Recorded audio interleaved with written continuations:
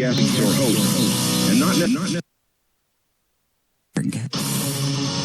the views and opinions expressed on the show are those of the guests or hosts, and not necessarily those of the advertisers, networks, platforms, or stations.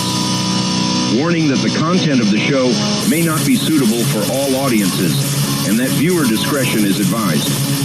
The show does not intend to provide medical, legal, or financial advice, and viewers or listeners should consult with a professional before making any decisions based on the information. Hello, presented. everybody out there. This is Jack Carey, and this is Paranormal Intelligence Agency Radio. I'm your host here at the PIA, and well, you'll probably notice this week we have a video feed. So that's something new that we're going to be offering on different platforms. So if you're interested in actually seeing a video feed along with my commentary, then that'll be something you'll be interested in doing. Today is, well, December 4th. 2024, and this has been a really crazy week. If you'll recall from previous episodes that I've been doing, I have been discussing Cliff High, discussing the two premier remote viewing groups on the planet, and the fact that all of their predictions are sort of aligning currently, and whenever that happens, I bring special attention to it, and this is one of those occasions. And it seems like not only are they all aligning, but they're aligning in a spectacular fashion, in a way that really we couldn't ever hope for, and yet that's what's happened. And it's the predictions themselves, what they entail, that really is interesting here, in the fact that they both feature human interaction with aliens over a very short period from now. In the case of the WebBot, it's called the Melee. And that's been predicted for a very long time. For us old timers out here in paranormal land, I can tell you that I've followed Cliff High's work since 2002. So 22 years, and I can tell you I read the original Alto reports when they were produced, and those predictions are coming true now. One of those was the amazing time marker. I like to reiterate how amazing it was that way back in 2009, there was a time marker predicted where Joe Rogan would interview Donald Trump. That's a crazy time marker for the WebBot to produce. And like I've explained in the past, these time markers are like, well, they're like road signs. They tell you how close you are to the nearest event. And when you see these time markers actually take place, it means you're very close to the main event that's being predicted. And in this case, that appears to be a melee in the skies and on the ground. And by melee, I mean a combat-like situation that descends from there. And, I know it sounds crazy, it sounds improbable, but they are predicting that there's going to be UFO versus UFO type activity in our skies, that it's going to be so kind of predominant in our mainstream media that many people will begin using the term invasion, even though it's not. Apparently it will, however, represent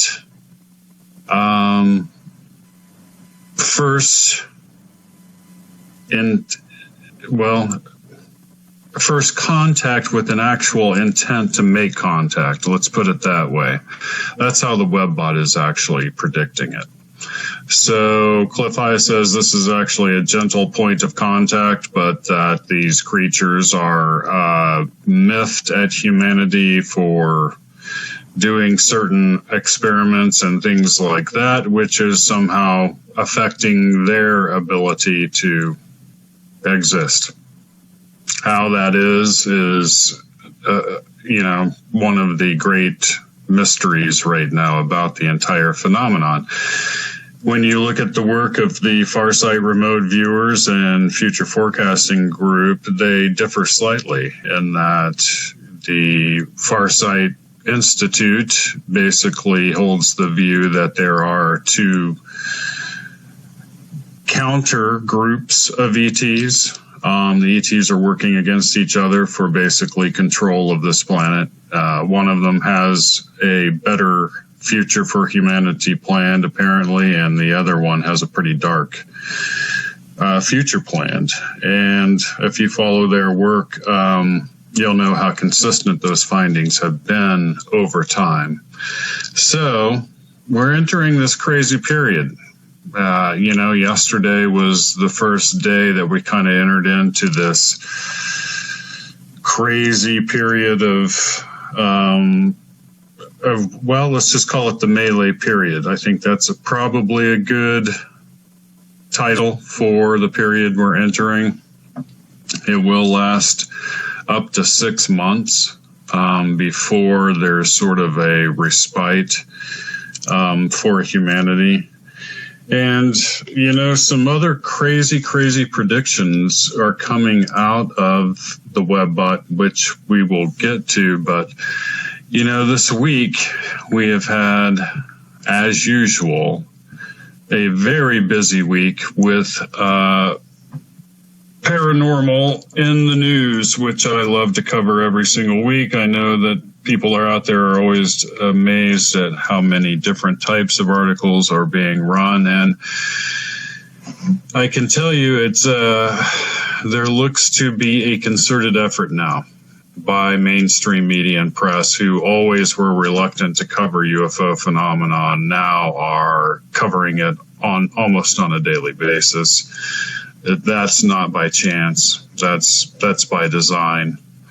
And right off the bat, Bro Bible is running an article this week titled "Orb-Shaped UFO Filmed on Tarmac at British Airport Sparks Intense Speculation."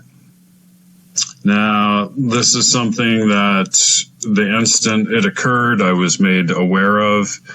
I actually posted that it had occurred on social media platforms, and almost to a T, all of the people that saw it knew right away that there was a very real event that was taking place. And this is where things get interesting. So this orb over Manchester, England, airport was seen to be hovering in the sky. Well, it comes down and literally lands, doesn't quite land. It hovers about 6 inches off the ground for a period of time before taking off again. And this was filmed and still photographs taken by a pilot that was in the cockpit of his airplane on the tarmac where the thing landed. This orb is a strange metallic blue color, and it's just now beginning to make the rounds.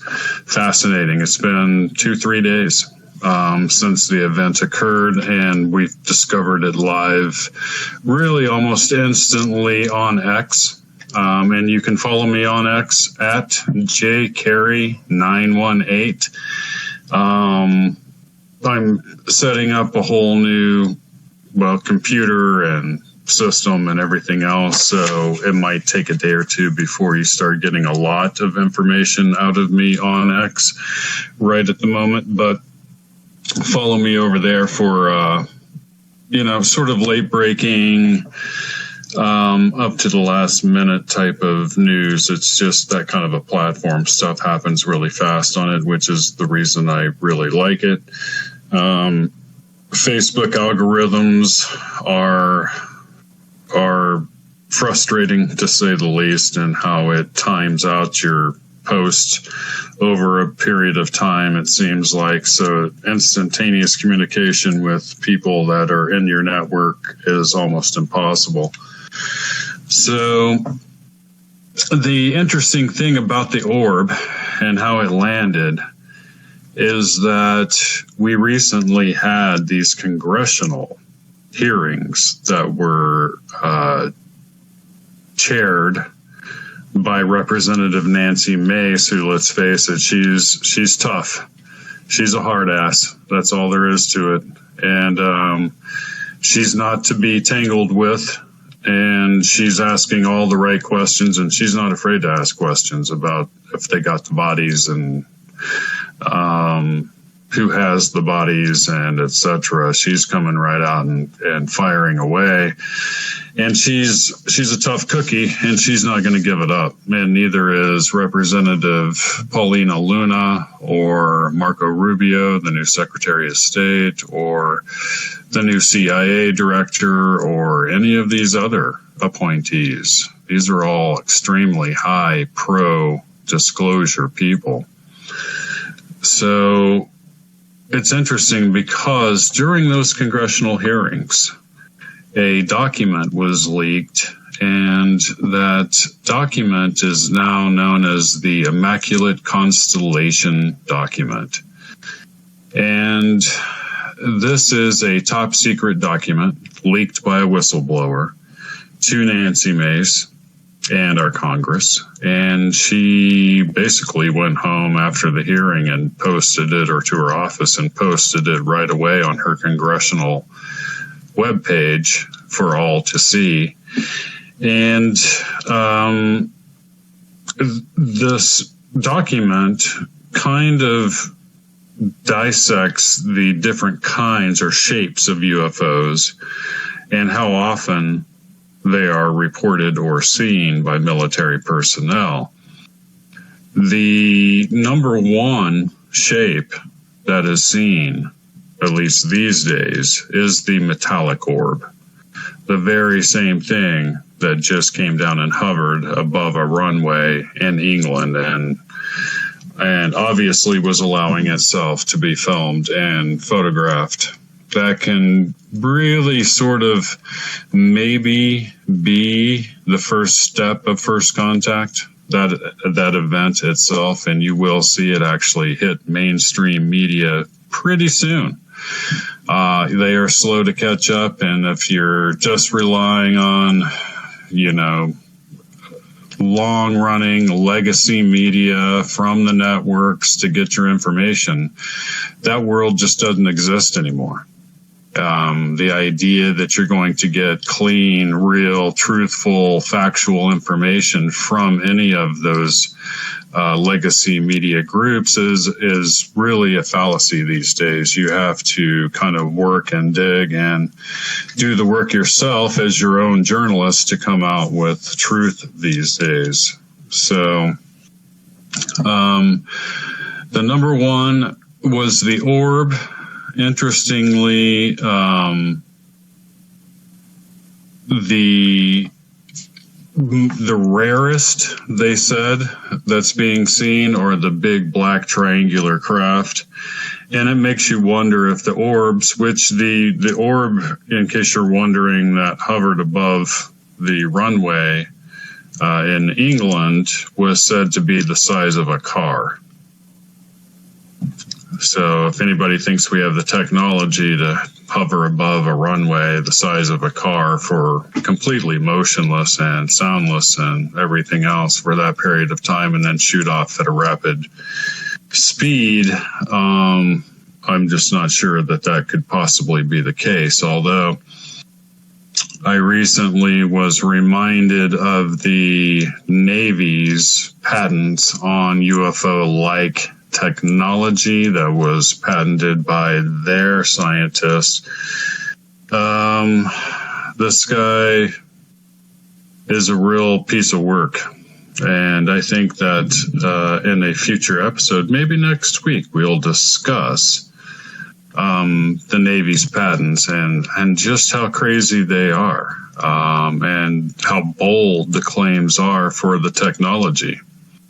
And if they were granted patents, I mean, does that imply that they have working models of that stuff? And if so, then Cliff High's prediction of the UFOs fighting in the sky, he thinks that half of the UFOs that are fighting the other ones that are fighting with the ETs are actually our craft, and they are our alien reproduction vehicles.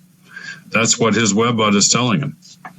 That the corporations, the deep state, the military-industrial complex that runs the special access programs that have these back-engineered craft are actually desperate for us not to have contact with these ETs. And he has dubbed them the breakaway civilization. If you've ever heard that term, then you'll know what I'm talking about. These are people that successfully put an operational colony on Mars, which is something that we'll be discussing again. It's something I bring up every so often because I'm still in disbelief of how much evidence there is for the operational colony on Mars. The Irish Star is running an article talking again about Baba Vanga. People out there know who Baba Vanga is. She is a psychic in Bulgaria. And she made a lot of different predictions, and one of those was about World War III, and it seems like her prediction's about to come true. So, I mean, she had the idea or the prediction really that Russia would end up running most of Europe. So that's kind of, that would be an interesting outcome of all of this if that actually happened. So, Noah's Ark has been unearthed by archaeologists, according to Indy 100. Researchers from universities in Turkey and the United States believe they may have found the ruins of Noah's Ark on Mount Ararat. So again, Noah's Ark makes its appearance. This is, I remind people the age of Aquarius, the time when all secrets become revealed. And one of those secrets that, well, it was not so secret to ancient civilizations, it was recorded all over the world that there was, in fact, a global flood that occurred. And whether it was caused by the rapid melting of the ice caps, or whether it was caused by all of the secondary ocean that's down in the crust of the earth, causing a rise to the surface, which would cause so much water to come into our oceans that it would cover mountains. Whatever the mechanism, that global flood occurred. And when it occurred, it basically created a species with amnesia of everything that occurred before it. And that's humanity. We are, in fact, a species with amnesia. And,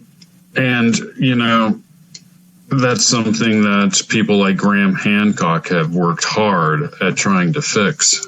So the truth is that there were a lot of really advanced civilizations that happened before the end of the last ice age. So their Coast to Coast is running a cool video about a weird rotating UFO filmed over San Antonio. So this is, I think, part of the Webbot prediction. You're going to see non-stop quality UFO videos happening all over the place. And, Cliff High said a few other things that we'll cover before our break. And some of that is pretty interesting because the moon apparently figures prominently in the many months to come. And apparently, according to their predictions, the Webbot, the Alta reports, people, the populace itself, becomes cognizant of the fact that there is somebody on the moon. And by somebody, I mean a non-human somebody. They become cognizant of the fact that there is something very strange about our moon, and that the moon is more than probably hollow inside, or at least has vast caverns where there are bases. And a lot of other weird things are happening. It's interesting because there are some ancient writings talking about a time that the Earth actually didn't have a moon, and describe it actually being put into place, which is fascinating to me. But coming up very shortly, according to these predictions, there's going to be a really bad time for religion happening. And you could see why and how that would be the case in the face of UFOs flying everywhere and alien intelligence being proven to people at a time when there's already massive social change taking place. That's like going to be like pouring gasoline on a fire. Both the Catholic and Mormon Church are actually in quite a bit of financial distress at the moment. And when the coming destruction of the fiat dollar occurs, they're going to be absolutely decimated by it. That's the prediction. There are rumors out there floating around the internet by people in the financial world that there are vast gold transfers taking place. So somebody knows something. The Rothschilds, it seems, are selling everything off. So if you're somebody that's followed the idea that there is an elite grouping of families who sort of run the world, you'll know that the Rothschilds feature prominently among those families, if not the top family, and they own literally everything. And they're selling it all off. It looks as though they're selling it off in an attempt, according to the Webbot, to be able to eventually try to stabilize the euro, which ends up not being a very good idea. That's basically what the Webbot says. So crazy stuff is coming out of it. And, you know, we got crazy times going on right now. Yesterday, you had the martial law take place. Day prior to that, you had the orb almost land. And today, you had a CEO of United Healthcare actually get shot in New York City, and that was predicted weeks ago. Not that it was, you know, they didn't say CEO of United Healthcare, but they said a major executive of some kind will get shot in New York City, and that was the Future Forecasting Group. So yay for those guys. They yet again get another hit under their belt. And before we go to break, I wanted to confirm that 3 out of the 4 remote viewers at Farsight that were given the blind target of United States military action taking place within the United States confirmed the findings of the first 2 remote viewers. And when she was told the target after the viewing itself had taken place, she got extremely physically upset because she couldn't believe that what she saw was taking place within the United States and that it occurred over the next 3-month period. So we will be back right after our break, guys, and we're going to discuss more about JFK. the JFK files might get released. I discussed that last week, and with it, a whole lot of other dominoes may, in fact, end up falling. And if they do, we're going to see an amazing change in our society. So we'll talk about all that when we come back, and I will see you then. Not on my watch, our military service members say, as they volunteer to serve. Not on my watch, they say, as they leave their families behind to keep the rest of ours safe.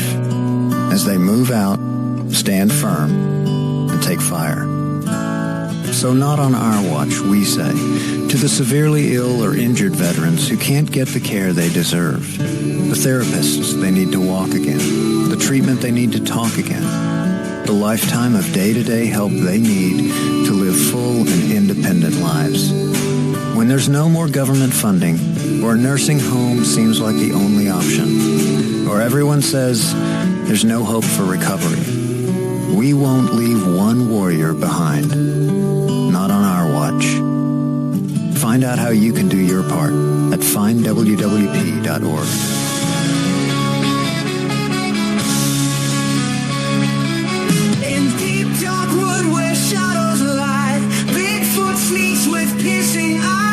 Footprints lodge in the silent night. A beast untamed, it's out of sight.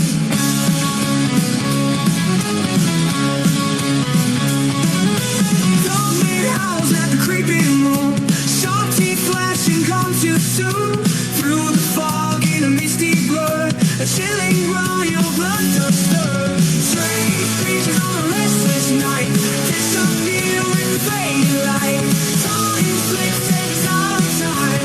Mysteries in the forest ride.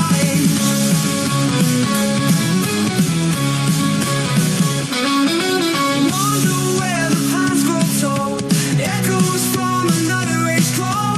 Time bends, twisting the whispering leaves. Who knows what lurks, what deceit? Lost in fog, we drift away. Different world in the light of day. Past and present blend as one. In the forest where there's no sun. Ghostly visions that come and go. Secrets hidden we may not know. Dormant flowers speak for homes. In these woods they make their homes.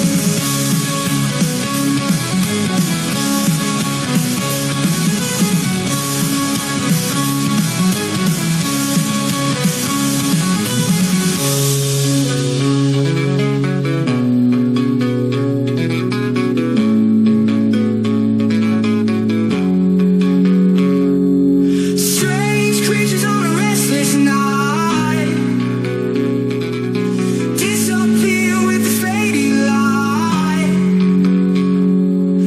Time slips, take us all in time. Mysteries in the forest ride. Rise.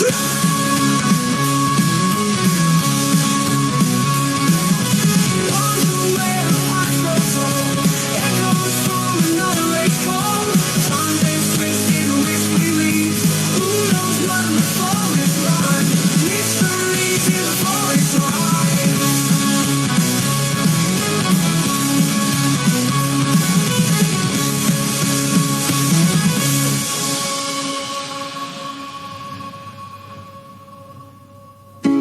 Wonder where the pines grow tall.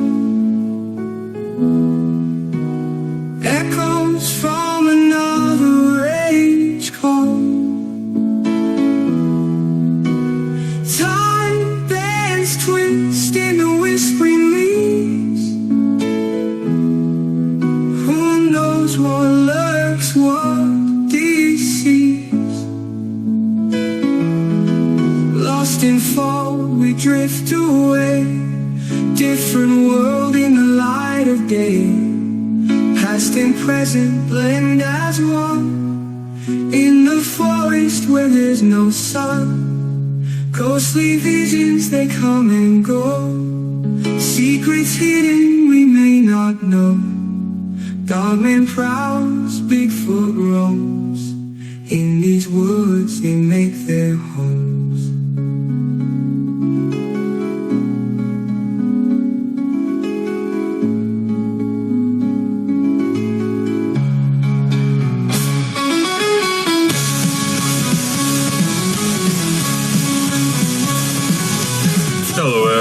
everybody. Welcome back to Paranormal Intelligence Agency Radio. I'm your host, Jack Carey. And tonight we've been, last week and tonight we've been our main topic has been the JFK assassination and its ties to the UFO cover-up.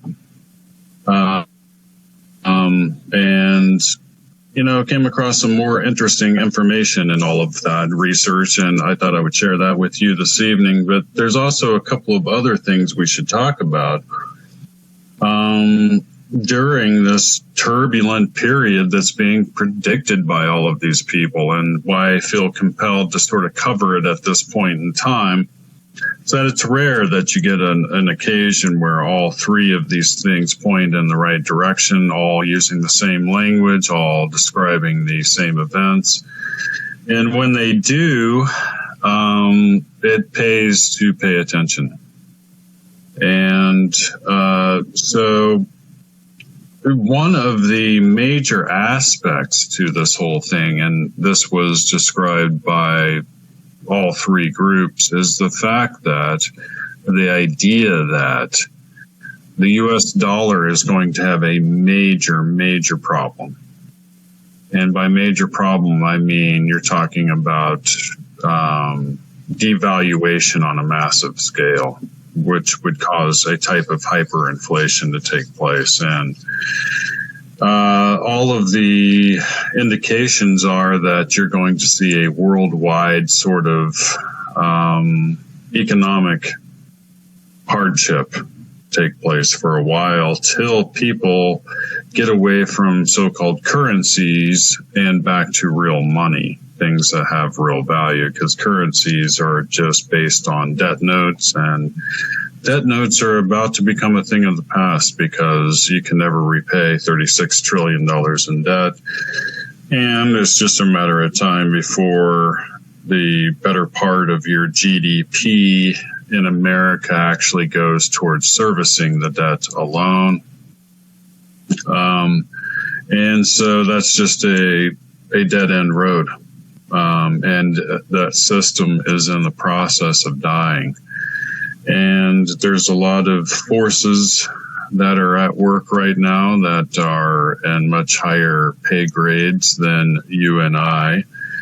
And they're making really hard decisions about the economies of the world and what they can tell is going to happen. So be watching for that. I also wanted to bring up George Knapp's new Netflix series, Investigation Alien. And the reason I mention it is because it's possibly, there's only 6 episodes, but on one of those episodes, they may have caught the first definitive, undeniable video of a USO going from air, hovering in the air, descending all the way down and entering into the water of the ocean. And this was taken by underwater archaeologist by the name of Rory Krimmer, who you'll see on that show.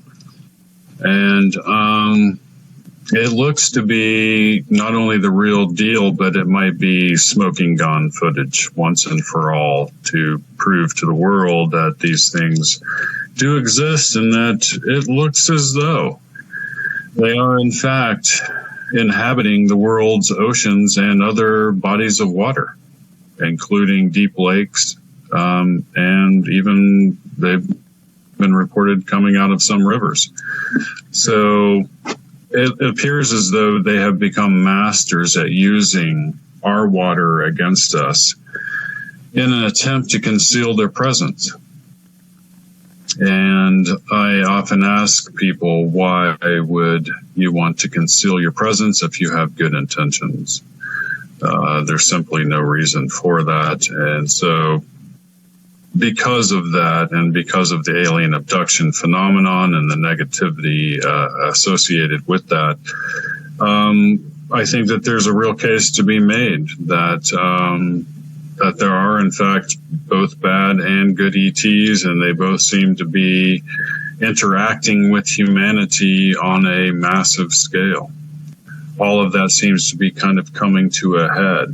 But I also wanted to mention that on Jeremy Corbell's new podcast, Weaponized, they also talked about how there's a ton of activity that's taking place in, around, and near the Channel Islands that are just off the coast of Florida, especially Catalina Island. And the fact that activity there is almost on a nightly basis now. And talk about nightly basis, the major topic of discussion in not only mainstream media outlets, but along with outlets online, is the nonstop drones that are apparently,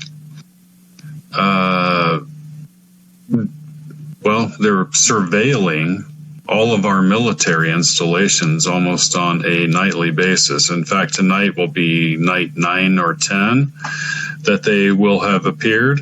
And you would think that with all of our military expertise, we would be able to trace where the drones were coming from. They can't. You think that they would be able to shoot them down. They either can't or they won't. The drones appear to be pre-programmed and are following some sort of pre-programmed route. If they were Russian or Chinese, there's no reason in the world our satellites wouldn't be able to basically watch them land wherever they were going to go back to. So something's up. Something doesn't add up with our military's account of the drones. There were reports on X that some communications had been recorded in which military personnel had referred to these drones as UAPs. And could it be, what are we seeing here? Is this in fact part of Cliff High and the Webbot's prediction when it predicted a so-called alien invasion, which means that, the media will begin to use the word invasion a lot, and that's why it will show up in our language and why it shows up in the Webbot. It doesn't literally mean an alien invasion like War of the Worlds type of thing taking place. It just means, the Webbot predicts what the news headlines will be, not the reality. So that's the big difference. You have to realize that. It predicts language trends. It's a language trend analysis. So it's very interesting. You'll see often stories running in mainstream media that coincide perfectly with what the Webbot predicted, and yet the underlying, thing is that the media is actually kind of fibbing the truth somewhat. And that happens a lot. So let's talk about the time marker of JFK, the time marker or the event that is said to take place right after the releasing of the JFK file is really kind of a time when disclosure happens once and for all. I reported last week that Dr. Stephen Greer had come out and publicly stated that he had personal contact with a team of people working within a special access program who came forward to him to let him know that they were the people in possession of the craft and the bodies, and that this entire team were in fact defecting. And would be making an appearance shortly to government officials. I can only suspect that the fact that it's been made known now by our Congress during some of these congressional hearings that it's illegal to run one of these special access programs if you're receiving federal funding and the Congress not have any knowledge of the program. And so that really just called their hand. I mean, who wants to go to jail forever for a program that shouldn't even exist? And so these people are, could very well be what he says. So the JFK assassination file, if it gets released, is going to cause societal change on a level that we can't quite grasp yet, but it will. And so to kind of recap last week on what we were talking about with JFK, it turns out that the gentleman who owned the Texas Book Depository was a man named D.H. Byrd. He was the cousin of Rear Admiral Richard Byrd, who ran Project High Jump, in which there was interaction with alien craft and perhaps surviving remnants of the Nazi Party in Antarctica, and whose son was on the same project along with a physicist named Lloyd Burke. And Lloyd Birkin, that's what his name was. And it was Kennedy who was on his way to see Lloyd Birkin and deliver a crucial speech when he was assassinated. Lloyd Birkin, the physicist who was, on Project High Jump, who saw the craft, who had full knowledge of the UFO threat coming from Antarctica under Richard Byrd, that's who he was going to see. This was 10 days after Kennedy. We know for a fact because the memo exists and is available to the public, but 10 days after Kennedy requested from NASA all of their UFO files, and from, you name it, anywhere, the Air Force, the CIA, everybody. He wanted all UFO files dealing with our highest threat cases. That's how he put it.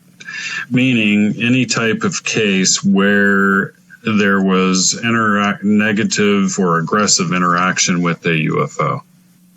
It also goes on to state in the memo that he plans on sharing that information with the Soviet Union.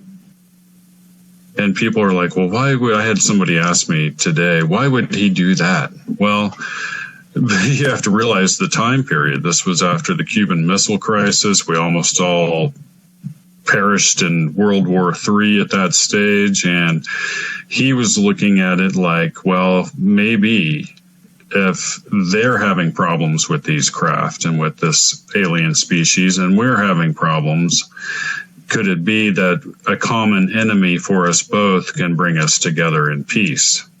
That was the plan. The forces that were in place here in the United States had other plans. And you have to realize you're dealing with a military-industrial complex and an intelligence community who already had seen our nuclear secrets and technology be stolen by the Soviets and duplicated. And they weren't about to risk having the Soviets steal alien technology secrets from the United States and then beat us at somehow reverse engineering that technology. It's just too powerful. Whoever controls that technology controls the planet. It's just that simple. That technology is that advanced. So that's the climate in which all of this was taking place. And it's interesting because I came across interesting interview by a man named Douglas Caddy, right? And this interview takes place in like the 1970s, and it's out there if you Google or go to YouTube and type in Douglas Caddy JFK assassination, it'll bring it up. And Douglas Caddy was a Watergate attorney, and he represented people that were arrested for the Watergate fiasco. And one of those people was a CIA agent named Howard E. Hunt. And Howard E. Hunt, come to find out later, was the number one CIA asset. This guy was top dog. He was the top agent. And he got arrested and busted and prosecuted, convicted of breaking into the Watergate, hotel and doing what they did. And his lawyer, Douglas Caddy, knew that Howard E. Hunt, if anybody knew, would know who really killed JFK. And so, or what the reason was. And he had occasion to ask Howard E. Hunt. So Howard E. Hunt gets convicted, and he's about to go bye-bye, about to go to jail. And Douglas Caddy looks him dead in the eye, and he says, "Howard, who really killed JFK?" And Howard Hunt put out his hand, and he shook Douglas Caddy's hand, and he said, "Doug, he was killed because of the UFO file." That's a fact. And that testimony actually exists out there in the world. I highly encourage you to take a look at it. There's also some interesting stuff in that the New Orleans DA, Jim Garrison, actually wrote in his notes that he believed, and this is something that was actually proven true by remote viewings done on the JFK assassination, but he believed that there was an intelligence, operational wing of intelligence agents somehow connected to the aerospace industry that were responsible for all of this. And that comes back in my mind to D.H. Byrd and the fact that D.H. Byrd owned the Texas Book Depository, and not only that, owned an aerospace company in which he invested $3 million and got a return of $56 million. And D.H. Byrd was intimately familiar with Lyndon B. Johnson, who ends up assuming the presidency once Kennedy is gone. And who funded all of those expeditions to Antarctica? It was D.H. Byrd. There's even a mountain range in Antarctica named D.H. Byrd Mountain. That's how prominent he was. And he went by the nickname Dry Hole Bird because he was an oil man. He made most of his money in Texas oil, then invested it into aerospace, and this was prior to the Vietnam War, and it was during the Vietnam War and producing technology, aerospace-like technology for the United States government, that he ends up making all of his money. When you want to know who is behind something, it's called follow the money. Now, what's really fascinating is that both Dick Allgaier, who most people, including Cliff High, believe to be the most talented remote viewer on the planet, most accomplished, and Daz Smith, who is another very accomplished, probably the second most accomplished remote viewer, both were given the JFK assassination as a blind target. It's interesting because when you watch their remote viewing sessions, which you can find if you really dig, Dick Allgaier describes the fact that really there were two shooters. Both shooters hit the target, and that they were members of two different three-man teams. So there were two three-man teams. Both assassins hit their target. They were extremely accomplished marksmen, and they hit them from quite a ways away. The conditions apparently were perfect. Oswald obviously was a setup, and they also mentioned the fact that in Dealey Plaza, there were a number of other people that knew that the teams were going to be there, and they were sort of they had backup roles of some kind. That I thought was absolutely fascinating. So all roads point to D.H. Byrd and his interaction with the aerospace community, and the fact that he had knowledge that the UFO phenomenon was real.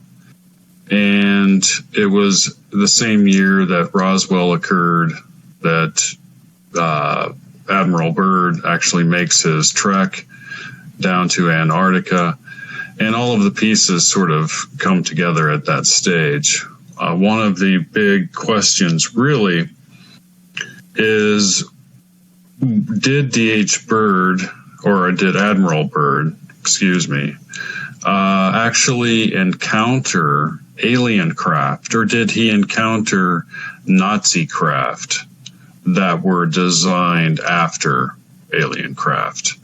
That's something that is still sort of unanswered to this day. And we don't know. And maybe it is just like Farsight says. And they say that the group of Nazis still left in Antarctica actually are working with a group of ETs, and now with other governments even. So, you know, that sounds strange, except for we had Operation Paperclip take place.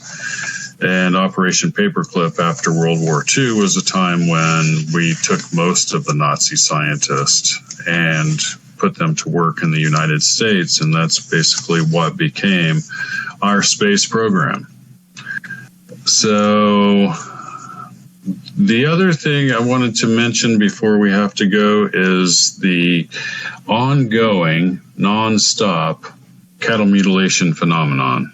And this is something that George Knapp featured prominently on his new Netflix series. And there are articles out there today talking about ongoing cattle mutilations in the Oregon area. And, you know, I was reading this article today, and it basically said that the sheriff who was investigating these cattle mutilations believed that it was a group of highly trained and organized humans that were doing it. And you just have to shake your head, because here's somebody who's speaking without knowing the totality of the subject that he's talking about, and the fact that they have occurred worldwide since the late 1800s. Rules of that out completely, and can only insinuate that the ETs are somehow and in some way responsible, and for some ends they need, you know, what they are taking from us. So, you know, next week we may delve into some more of the moon mystery. I haven't quite decided yet, but it is interesting that both of these groups, including the Webbot, are all talking about mysteries on the moon and how those are going to really start to awaken the so-called normies in our society. And let's see here. We're almost done with the show, guys, but join me next week on Paranormal Intelligence Agency Radio. Come by and see us on Facebook. Like us on Facebook for a news feed of paranormal happenings around the world. And come check us out on our website, paraintelagency.com. I also wanted to point out one thing before we go, and that is there is a video out there. it shows a gentleman holding up what's called dicyanine glass, and he's able to put up a camera behind the dicyanine glass and actually see alien craft in the sky. I wanted to put that out there because it looks to be authentic, and if so, could it be that somebody has discovered a new and fascinating way to actually see past their cloaking devices? Dicyanine glass is a type of glass that is treated with a dye, and there are people out there that sell dicyanine glasses for like seeing auras, etc. So check that out, guys. Like I said, it's a bizarre world, and I'll see you next week.